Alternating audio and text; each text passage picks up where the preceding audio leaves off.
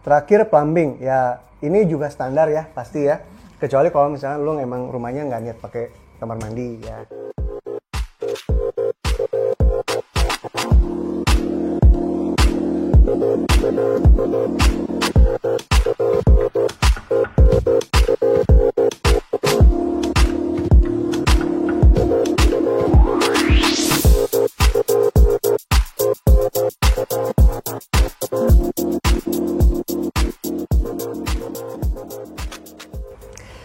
Assalamualaikum warahmatullahi wabarakatuh. Halo teman-teman, ketemu lagi sama gue di YouTube channel ini, Coffee with Adit. Kali ini dalam segmen bangun rumah. Untuk pengunjung pertama, jangan lupa klik like, subscribe, dan klik notification ya. Insya Allah kontennya bermanfaat semua. Nah, hari ini kita kedatangan tamu spesial banget. Ini namanya adalah? Halo, aku Zaskia. Oke, jadi kita ketemu di mana? Di kantor. Ya, jadi Kantor, benar. Zaskia ini adalah teman kantor gue, dan kebetulan dia juga adik kelas gue waktu di Bandung dulu. Tapi nggak pernah ketemu ya, kita beda 11 tahun. Dekade. Beda dekade. Oke, nah jadi Zaskia di sini udah berbaik hati banget jadi narasumber gue karena banyak permintaan dari teman-teman yang nanya, Bang gimana sih kalau misalkan mau ngedesain RAB gitu, Bang tips milih arsitek tuh gimana, tips milih kontraktor gimana, berapa kisaran harganya. Nah, semua pertanyaan itu akan kita bahas di episode ini gitu. So, thanks again Zaskia udah datang ke tempat ini dan collab sama gue. Ceritanya kemarin lu udah mulai bangun rumah.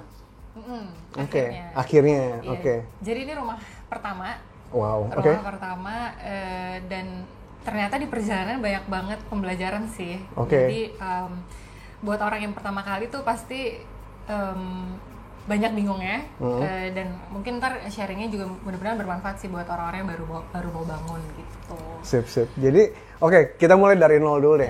Ya. Awalnya apa dulu nih? Awalnya dulu abis nikah tuh sebenarnya kita backgroundnya ya, aku dan suami aku tinggal di apartemen. Apartemennya kecil, studio 32-33 meter persegi. Terus kita enjoy banget tinggal di apartemen sebenarnya, kayak seneng banget ya, privasinya bagus. Terus waktu itu unitnya juga baru, lingkungannya enak banget dan lokasi biasanya bagus ya untuk apartemen gitu. Jadi lokasi juga strategis dekat kantor. Kita happy banget gitu. Nah terus hamil.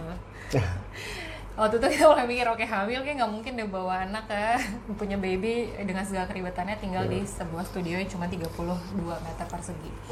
Jadi waktu itu pas mulai hamil kita mulai perlahan-lahan lah cari pilihan gitu. Sebenarnya kita mau kemana? Nah tapi waktu itu persis sih nyari rumah tuh kayak nyari jodoh ya. Jadi benar-benar kalau misalnya dibuat analogi persis kayak waktu nyari jodoh, pertama harus kita tuh open banget sih dengan segala option. Oke. Jadi Sorry. option di sini tuh kayak karena kita suka banget di unit itu, apa kita mau sewa aja ya gitu. Terus kita coba cari deh sewa apartemen 2 bedroom di apartemen yang sama gitu. Itu ada juga di pemikiran kita. Terus apa kita mau sewa, mau kontrak gitu. Waktu itu juga ada sih di pikiran kita kayak kontrak dulu ya gitu, karena masalah ujung-ujungnya kalau ini kan investasi yang sangat besar. Jadi apa kita kontrak dulu segala macam. Terus waktu itu juga sempat ada lagi tren bahwa kayaknya kaum milenial ini nggak bisa deh kayak punya rumah. Jadi kita mulai mempertanyakan juga apakah jangan-jangan kita nggak bisa ya punya rumah, apa kita kontrak aja seumur hidup kayak gitulah. Jadi kita punya option yang sangat banyak waktu itu. Termasuk juga untuk belinya juga macam-macam sih yang kita explore gitu. Jadi kita lihat apa kita mau beli rumah yang sudah jadi, yang dibuat sama developer atau dibuat sama kan banyak juga orang-orang yang bisnisnya bangun dan jual rumah ya. Bangun rumah baru, beli rumah baru atau beli rumah yang sudah tua terus kita robohin, kita bangun ulang ataupun beli tanah. Jadi waktu itu semua option kita explore dan akhirnya kita sampai akhirnya sekarang nih nemu tanah yang kita bangun itu 1,5 tahun. 1,5 tahun pertimbangannya? Iya. Oh, that's nice. Ya, jadi, emang well thought through lah ya. Iya, karena faktornya banyak banget. Ada hard constraint di uang, ada soft constraint macam-macam kayak lokasi, akses ke kantor, kedekatan dengan sekolah anak nanti mungkin, terus apakah di komplek atau enggak, banyak banget. Jadi dan itu kayak jodoh sih, serak-serakan apa enggak gitu ya. You mentioned a very interesting point. Itu waktu itu milih tanah itu akhirnya milih yang di situ apa yang menjadi faktornya? Faktornya, pertama luasannya nggak terlalu besar, nggak terlalu kecil. Oke. Jadi dari luasan kita beruntung banget.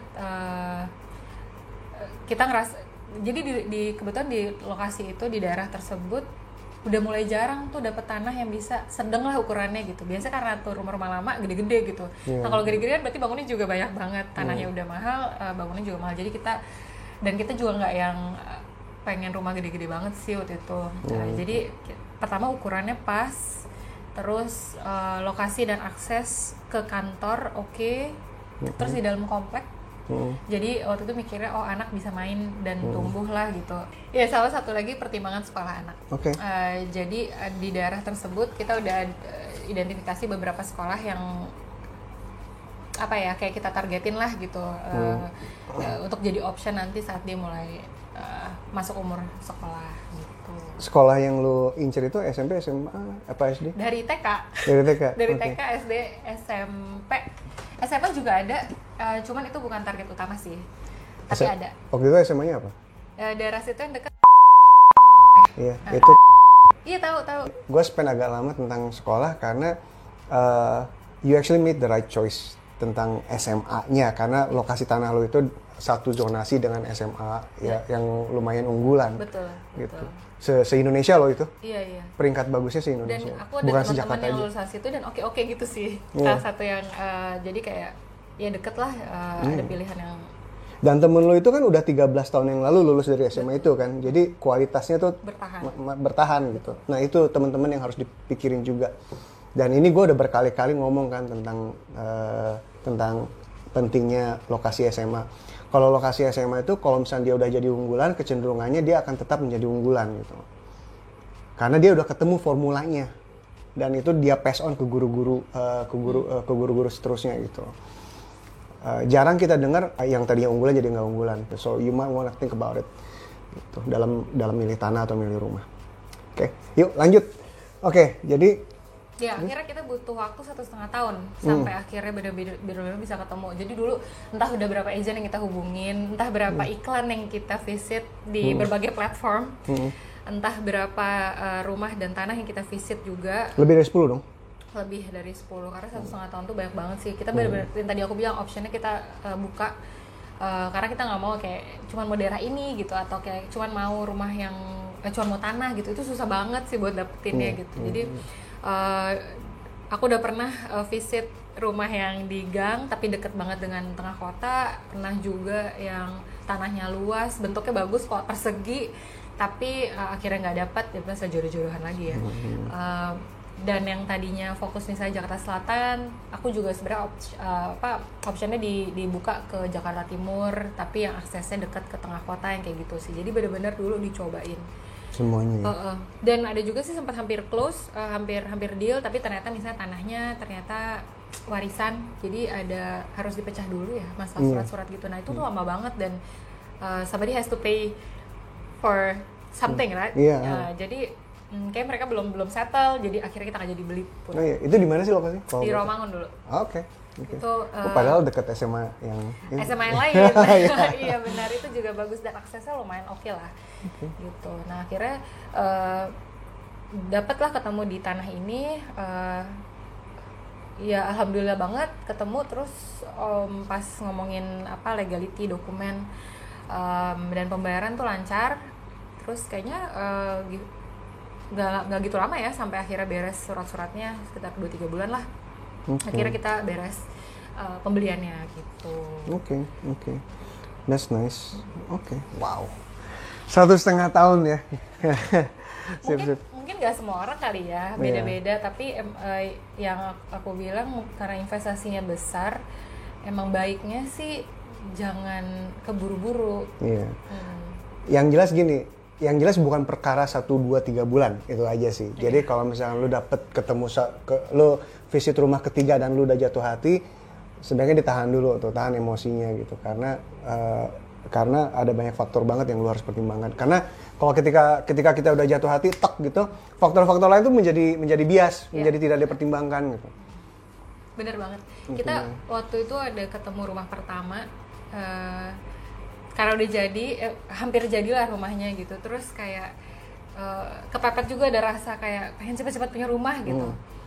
Ya hampir bias itu tadi. Hampir kita pikir kita udah berasa ini serak, padahal sebenarnya kalau kita tanya baik-baik lagi ke diri pelan-pelan gitu, serak gak sih gitu, belum tentu juga. Ya. Oke, nice. Gitu. Oke, sekarang topik kedua nih, yaitu sharing dong ke kita tips lo dalam memilih arsitek. Dan mungkin pasar range-nya lah ya, range-nya berapa gitu. Soalnya ini banyak banget yang nanya nih. Ya. Mungkin keputusan pakai arsitek atau enggak itu juga pilihan ya buat banyak orang gitu. Karena kalau misalnya kita lihat, at least kayak rumah orang tua aku gitu, kayaknya nggak pakai arsitek deh dulu. Yeah. Cuman setelah aku perhatiin, banyak rumah-rumah yang tumbuh tanpa planning, itu jadi ada sesuatu yang stuck. Namanya si airflow atau matahari. Iya, betul. Bener kan? Nah, jadi dan itu ternyata sayang banget sebenarnya. Jadi kayak misalnya contoh rumah-rumah keluarga kita yang lama-lama deh gitu. Mungkin dulu enak gitu, tapi perlahan-lahan karena fungsinya mulai berubah, terus ada tambal di sini, ada perubahan di sini gitu. Mulailah ada aliran udara yang stuck. Jadinya tiba-tiba kok sekarang panas gitu ya. Dulu enggak gitu. Tapi kalau aku perhatiin, oh nih soalnya udara nggak ngalir tuh gimana. Nah, aku sama suami dan orang tua juga waktu itu agree bahwa sayang nih kalau misalnya kita punya tanah, ini ada timing yang tepat untuk kita bangun yang sesuai keinginan kita lah gitu. Jadi dari awal memang kita pengen pakai arsitek. Karena kita nggak mau tuh dengan kemampuan kita yang kita nggak punya kompetensi mendesain itulah sebenarnya dari segi struktur maupun segi desain ya. Jadi kita putuskan emang pakai arsitek. Nah sekarang gampang banget menurut aku dan suami untuk sebenarnya mengenal arsitek-arsitek karena ada social media. Jadi banyak banget firm yang taruh portfolionya kan di mana, di social media, di YouTube, di Instagram, di websitenya gitu. Jadi nggak perlu tuh kayak zaman dulu mungkin kayak segen mau nanya minta portfolio gitu. Kalau sekarang kita bisa lihat langsung, kita lihat aja model-modelnya udah jadi seperti apa, serk apa enggak. Nah biasanya di account-account itu termasuk di website mereka juga ngomongin tentang value-value mereka sih. Nah waktu aku sendiri, aku dan suami memutuskan menggunakan arsitek yang sekarang kita pilih itu juga berdasarkan value. Jadi pas kita explore mana sih arsitek yang kita suka, ada beberapa nama yang kita shortlist. Oh ini soalnya kita desainnya suka, tapi ada satu arsitek yang stands out banget karena dia mengutamakan sustainability. Gitu. Terus sustainability, dia juga salah satu poin yang menarik waktu itu adalah dia berusaha membuat arsitektur rumah tinggal affordable untuk middle class. Gitu. Jadi itu pas banget sih karena kan kalau dengar arsitek tuh kayak sesuatu yang mahal gitu kan. Asosiasinya. Iya gitu kan. Nah, waktu kita ngobrol-ngobrol sama arsitek ini tuh kerasa kayak oh ini sesuatu yang bisa kita afford dan value cocok lah sama kita gitu. Jadi aku rasa sih selain dari desain dan juga sih value si arsiteknya gitu. Sesuai nggak sih sama kita? Karena kayak mungkin ada orang yang pengennya punya rumah tuh mewah, mungkin nggak cocok pakai arsitek yang A, tapi ada orang yang mungkin dia lebih suka yang humble, yang fungsional, mungkin yang nggak cocok pakai yang B. Jadi itu kembali ke value yang masing-masing. Oke, terakhir sebelum kita ngomong kontraktor tentang arsiteknya, sebenarnya price range-nya, lo kan pasti ke beberapa arsitek dulu kan, yang sepengamatan lo tuh price range-nya tuh berapa sih? Dan bagaimana mereka nge-quote? Apa per project, apa per meter, apa gimana? Mungkin juga pasti tergantung arsitek mana yang dihubungi. Mungkin sekitar 400 sampai 500 ribu, at least itu untuk range yang aku approach, arsitek yang aku approach 400 sampai 500 ribu per meter persegi. Itu terakhir dia akan keluarin sampai RAB. Oke, sip. Jadi arsitek itu dia nge-quote kita per luas per meter persegi untuk luas bangunan sama luas tanah. Betul. luas bangunan. Luas bangunan lah ya. Okay. Yang si outdoor yang nggak tertutup bangunan itu dihitungnya setengah. Yang bangunannya ya sesuai. Oke. Gitu. Jadi gue tahu luas bangunan sama sisa dari luas tanah yang tidak tertapak di bangunan. Iya betul. Okay. Gitu. Siap. Itu yang dia cover. Siap. Nah hasilnya juga dari biasanya prosesnya dia akan, kalau waktu aku ya, karena kita excited banget nih, kita mau bangun sesuatu yang kita banget gitu kan ibaratnya. Jadi fase desain tuh fase yang seru banget, dimana waktu itu kita sampai bikin, kalau misalnya orang desain kan ada mood board ya, kalau kita bukan mood board, jadi itu kayak mood board extended version of mood board. Jadi kita sampai bikin, dan ini juga di-encourage sebenarnya sama arsitek ya. Jadi sebenarnya konsep rumah tuh buat masing-masing dari kita seperti apa. Terus apa sih bagian paling penting dari rumah yang menurut kita gitu ya. Terus aku orang kayak apa, suami kayak apa, itu kita define bareng. Terus kita sukanya referensinya desain macam apa. Terus dan itu dokumen si mood board itu akan jadi referensi si arsitek sih waktu itu untuk bisa mendefine perencanaan ruang, dan juga bakal jadi perencanaan ruang lah, layoutingnya seperti apa gitu. Dan mood board itu soft copy apa? Soft copy waktu itu. Okay. Karena kita semangat banget sih pas bikin, benar-benar, karena kan kita ngebayangin ya kalau misalnya kita punya rumah yang ideal banget kayak apa ya gitu. Jadi kita mulai dari situ, dan itu adalah fase yang menurut aku paling seru waktu itu untuk ngedesain. Oke. Gitu. Siap. Nah, sekarang kalau misalkan sama kontraktor gimana milihnya waktu itu? Kontraktor aku nggak terlalu banyak ini ya pengalaman, karena waktu itu ada option untuk dapet rekanan lah dari arsitek ini. Jadi kita pakai yang ibaratnya kurang lebih bareng lah antara desain dan juga pembangunan gitu. Okay. Jadi yang ngawasin jalannya pembangunan nanti arsiteknya? Ada tim project manajernya gitulah. Oke. Dan lu liaise dengan, lu engage arsiteknya, nanti arsiteknya engage project manajernya, atau lu langsung engage project manajernya? Kita engage bareng sih. Jadi kita ada komunikasi bareng antara arsitek dan project manager. Mungkin ini agak jarang sih sebenarnya setup seperti ini ya kalau aku ngobrol-ngobrol sama teman-teman yang lain gitu. Biasanya kan pasti yang bangun harus ngomong langsung ke kontraktor, nanti arsitek mungkin akan visit satu kali sebulan atau satu kali berapa bulan gitu, setiap berapa bulan. Tapi intinya kalau misalnya sudah keluar gambar, biasanya arsitek udah lepas tangan lah gitu ya. Nanti pas proses pembangunan itu adalah hubungan antara si yang punya hajat dengan si kontraktor gitu. Yeah, biasanya gitu sih. Oke. Kalau ini enaknya kita ada langsung komunikasi bareng sih. Oke. Sip. Kemudian, nah si kontraktor ini, nah dari segi cash flow itu untuk pembangunan rumahnya kan tertermin kan. Betul. Nah, lu ke cash flow-nya lu ke arsitek, nanti arsiteknya ke project manager, atau lu langsung ke project manager? Iya, aku tahu kita bayarnya ke si arsitek gitu. Ke arsitek, nah dia yang, karena ibaratnya dia seperti punya dua bisnis unit gitu. Dia punya gambar dan juga punya bisnis unit kontraktor gitu. Iya. Penasaran sama bentuk rumahnya Zaskia? Zaskia udah ngasih kita izin nih untuk ngasih lihat layout luarnya. Jadi seperti ini, which I think is really cool. Ini bagus banget. Warnanya bakal seperti ini ya? Iya. Apa namanya sih, semen expose? Iya, semen Asian plaster ya. Betul, itu semen expose. Ini tampak depan, ini tampak depan juga dari angle yang berbeda. Oh, this is nice. Oke, sip. Nah, sekarang kita bicara RAB nih. Zaskia juga udah berbaik hati untuk ngasih kita live sample, live sample dari RAB dia. Jadi teman-teman bisa ngelihat nih bagian mana ya dari rumah itu yang paling costly, yang paling menghabiskan banyak banget biaya nih. Jadi ini kita lihat bareng-bareng ya. Kalau gue perhatiin ini paling banyak di pekerjaan struktur ya. Betul. Jadi RAB-nya Zaskia itu ada dua bagian ya guys ya, pekerjaan bangunan sama pekerjaan finishing. Nah, pekerjaan bangunan itu 65% nih, teman-teman bisa lihat ya. Terus di bawah kalau finishingnya sekitar 35%-an ya. Nah, terus kita bahas dulu dari pekerjaan bangunannya ini. Ini paling baik dari 65% itu hampir habis di strukturnya ya. Betul. Gitu. Oke. Dan ini benar-benar tapi ini sedang dibangun sekarang. Ya, kita baru mulai bangun minggu lalu lah. Oke.